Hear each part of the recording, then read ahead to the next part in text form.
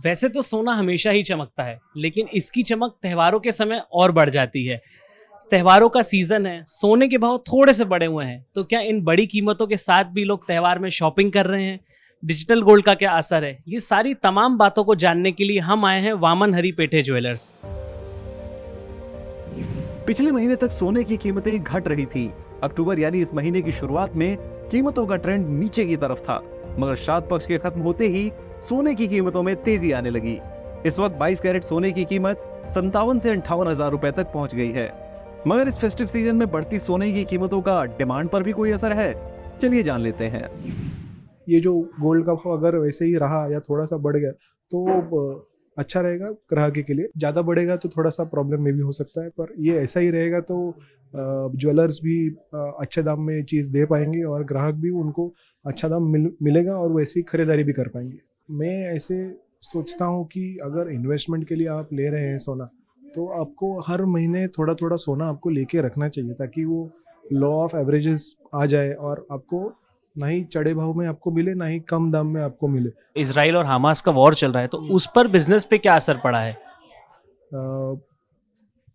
तब भी जब से ये जियो पॉलिटिकल चीज़ जब होती है तो वो अनसर्टेनिटी कहलाती है, और उसके जब भी अनसर्टेनिटी रहती है तो गोल्ड का भाव हमेशा ऊपर जाता है। वही हिसाब से थोड़ा अभी गोल्ड का भाव ऊपर गया हुआ है।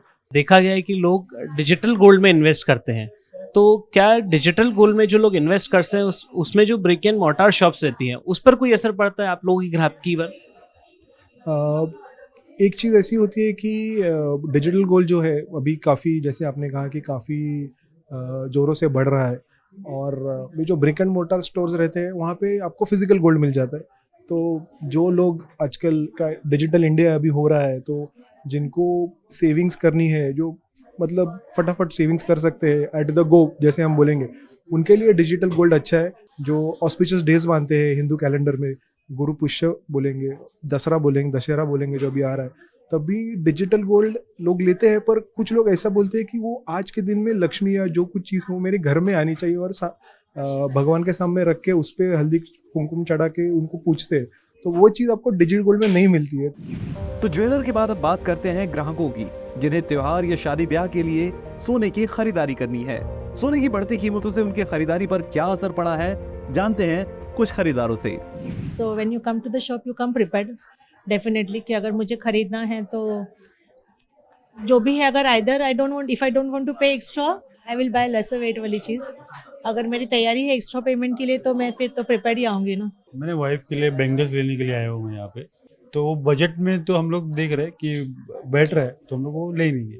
मेरा एंगेजमेंट है अभी, तो उसके लिए रिंग्स देखने आए थे, कपल रिंग्स। एक्चुअली एक्सीड ही हुआ है जैसे देखने जाए तो यहाँ पे आके देखते हैं कैसा है क्या है भाव।